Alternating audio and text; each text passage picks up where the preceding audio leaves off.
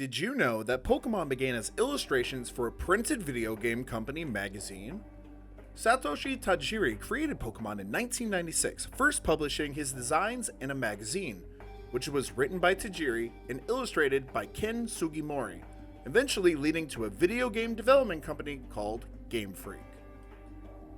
The name for Pokemon came from collecting insects. As a boy, Tajiri was obsessed with collecting bugs and saw the hobby unfortunately fading in the face of urbanization. Creating Pokemon gave him and future generations a way to continue collecting. The creatures collected were basically monsters that you could put in your pocket, or alternatively, pocket monsters, Poketo Monsuta in Japanese. In today's class session, we will be talking about more of the monster aspect of pocket monsters. When a Pokemon is created, they are given a name, a design, a typing, but also a Pokedex entry, telling the player something about the Pokemon.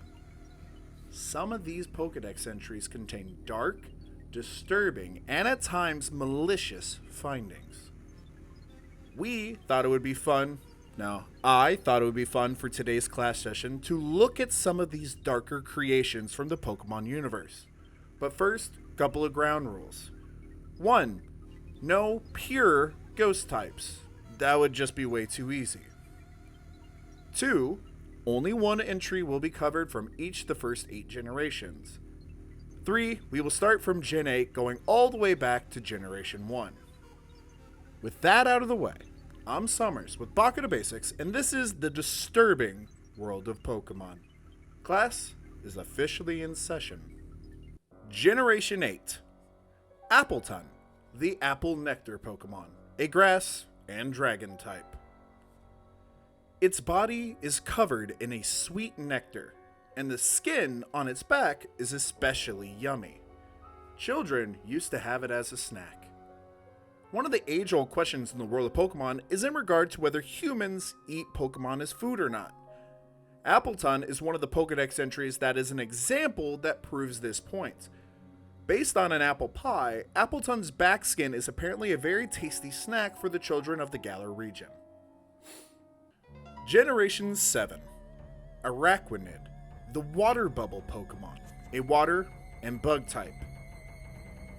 This Pokemon has a few rather disturbing Pokedex entries to look at. First, being from the Ultra Moon games, stating, it has a habit of storing things it values in its water bubble. If its trainer doesn't watch out, Araquanid will try to put them in its bubble. Somewhat frightening for sure, but then it has its Pokemon Sun entry, where it takes a much darker turn. It delivers headbutts with the water bubble on its head.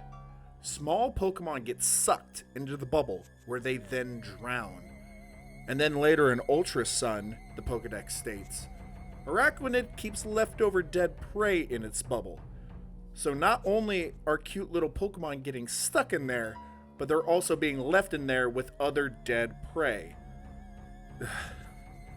As a self-proclaimed arachnophobe, I'm ready to happily move on to our next entry. Generation 6. Sliggoo, the soft tissue Pokemon, a pure dragon type. What makes Sliggoo such a terrifying Pokemon is the fact that it tends to not know it's doing something bad. From its Omega Ruby Pokedex entry, we know that it drives away opponents by excreting a sticky liquid that can dissolve anything. Its eyes devolved, so it can't see anything.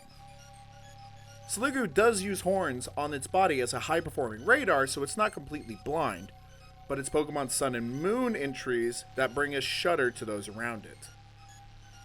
It has trouble drawing the line between friends and food. It will calmly try to melt and even eat those that it gets along well with. This Pokemon's mucus can dissolve anything. Toothless, it sprays mucus on its prey. Once they're nicely dissolved, it slurps them up. The word slurp used to define a Pokemon just feels wrong and revolting. Generation 5. Carablast, the clamping Pokemon, a pure bug type. Now, for the longest time, Karrablast was a rather normal sounding Pokemon, with most of its entries talking about how the Pokemon evolves. In the games, you trade it with someone who has a Shelmet, and most Pokedex entries describe them as receiving an electrical stimulation while they are in the same place as Shelmet. That is until Pokemon Shield, which claims it spits a liquid from its mouth to melt through Shelmet's shell. Karrablast don't eat the shell. It eats only the contents inside. So Karrablast eats Shelmet to evolve. A rather terrifying revelation for a Pokemon that used to seem rather tame. Generation 4. Frostlass, the Snowland Pokemon, an iced and ghost Pokemon. Okay, I stated no pure ghost-type Pokemon entries, but Frostlass is simply too terrifying of a Pokemon to not mention it, plus it's not pure ghost, so it doesn't break any rules. Its Pokedex entry states that it is a female-only Pokemon, whose design is inspired by the Japanese yokai Yuki Onna, a vengeful spirit that takes the form of a woman and traps its victims with its icy breath or within blizzards. If you are inside your house and trapped in a blizzard, you should always try to be careful. When you hear a knocking at your door, always check before you answer, because it might be a wild Frostlass, which can surprisingly freeze you to death instantly if you are not careful. Generation 3. Gorbis, the South Sea Pokemon, a pure water type. Based on the real-world animal, the snipe eel, Gorbis is one of the most dangerous Pokemon found to date. Its data states that although Gorbis is the very picture of elegance and beauty while swimming, it is also cruel. When it spots prey, this Pokemon inserts its thin mouth into the prey's body and drains the prey of its bodily fluids.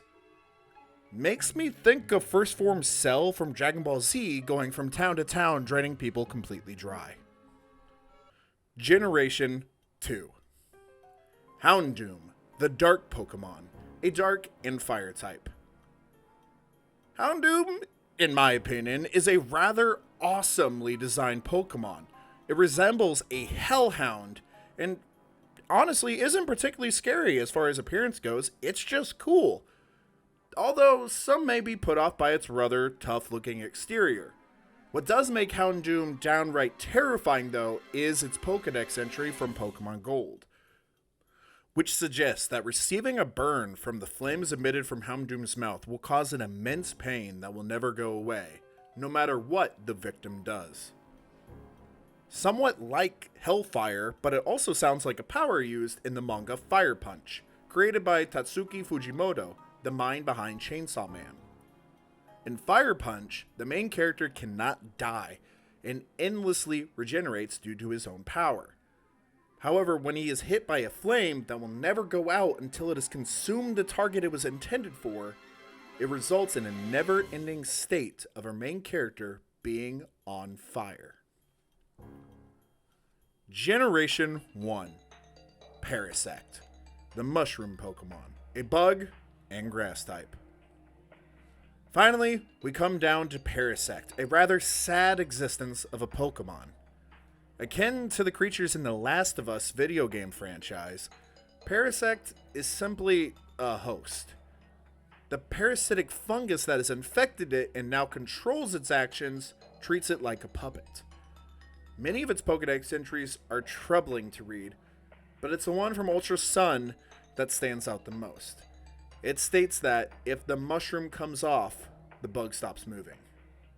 This completely suggests that the host creatures are effectively a zombie at this point. Several other entries back up this claim as well, particularly those in Yellow and Heart Gold. And there you have it.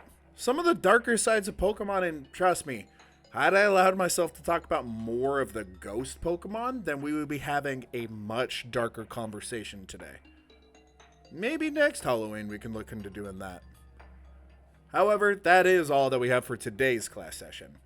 If you enjoyed the video, please be sure to hit the like button. If you haven't already, go ahead and subscribe to the channel. And hit the notification bell so that you can stay up to date on all of our videos. Comment down below some of your favorite dark things you've learned about Pokemon. I've been Summers with Baka the Basics, and I'll see you the next time class is in session.